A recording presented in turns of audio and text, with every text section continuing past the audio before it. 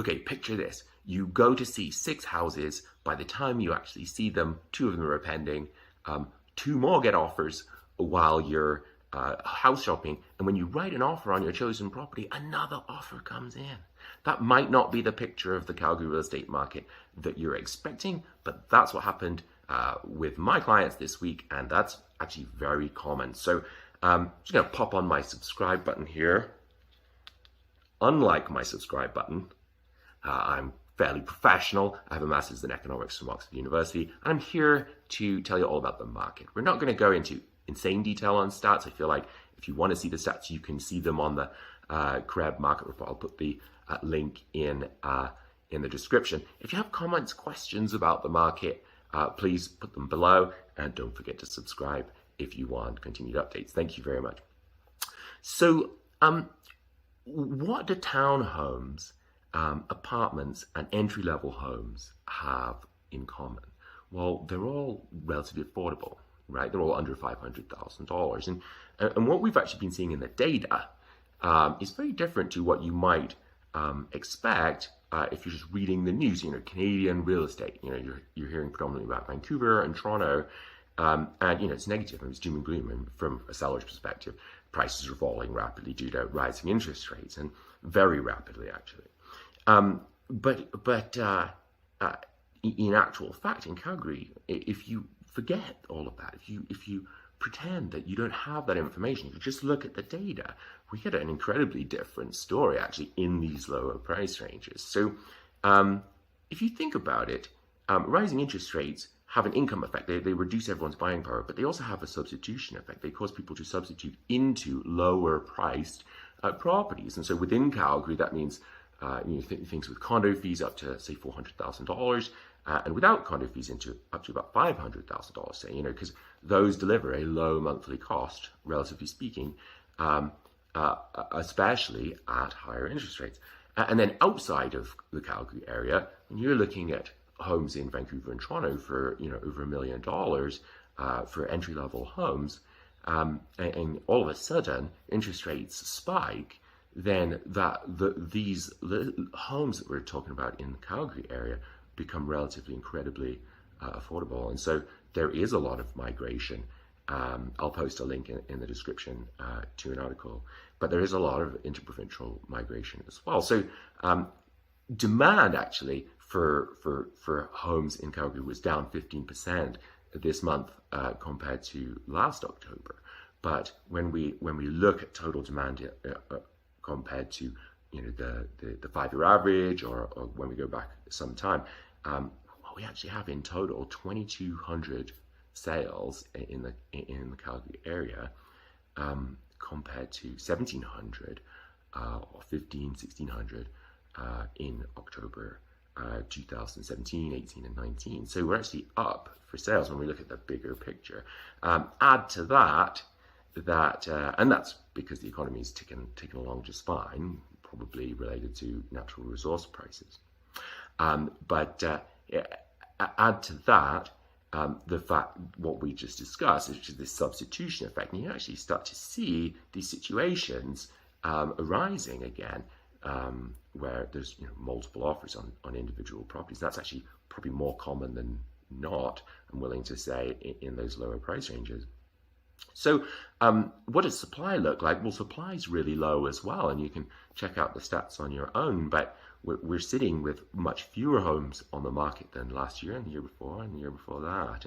And so that story is pretty important here. The ratio of supply demand is what we look at when we're trying to get a sense of what's going to happen to prices, and the new listings to sales ratio is only 1.2 to 1, whereas in a normal balanced, standard balanced market, we're looking for more like a 2 to 1 ratio for prices to stay stable. So that's a seller's market stat. The months of inventory, which is total number of listings, the stock of listings divided by the number of sales per month, is about 2.2, and we look for 3 to 4 for balance. So again, another macro seller's market stat. Prices have been falling, though, ever so slightly. They're down about 0.5% per month over the last 6-7 months, but there's early evidence that those price declines are are starting to fade, starting to stop essentially for benchmark prices. Why would prices fall when the stats are telling us that, well, they should be going up? Well, I think it's to do with sentiment. I think it's to do with expectations. And so if the public, if home buyers and sellers, actors in the marketplace and their agents, believe that prices are going to be lower in the future, then they will continue to bid low, and sellers will let homes go for lower and lower prices. But at some point, the music kind of has to stop because you run out of inventory. I mean, ultimately, what determines prices is not expectations. It's not sentiment. It's how many homes are there. And if there's no homes left come this December, January, February in various different property types and areas and locations, well, prices are going to stop falling. In fact, they could well go up. So I don't know if people are right. If there's people are pricing in an expectation of a global recession, maybe they're right and I'm wrong.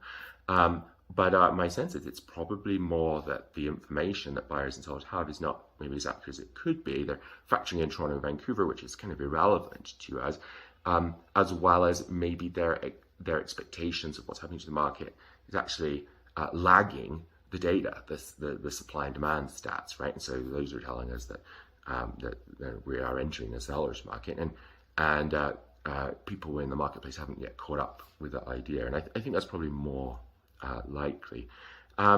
This year actually looks a lot like last year. It looks a lot like the year before. We have relatively high sales compared to historical standards in all the outlying communities as well as Calgary, as well as we have low inventory. In fact, lower inventory than last year. So we all know what happened January, February, those years. I know I sound like a crazy person talking like this, but prices did rise because there was a supply-demand imbalance, and we were notifying our clients of that this time last year and the year before, and we're doing the same today. So watch this space. I do think that there's a market change afoot for lower priced property types. That being said, if you own a home over, we'll say $700,000, it's a very different picture. That bigger, wider Canadian story of there's an oversupply and prices are falling is accurate. And I wouldn't, maybe oversupply is a bit of an exaggeration at this time, but certainly sales have dropped off significantly north of 7, 8, 9. The higher you go in price, the more they've dropped off. And that makes sense, right? Because people don't want to be committing to those huge mortgage payments.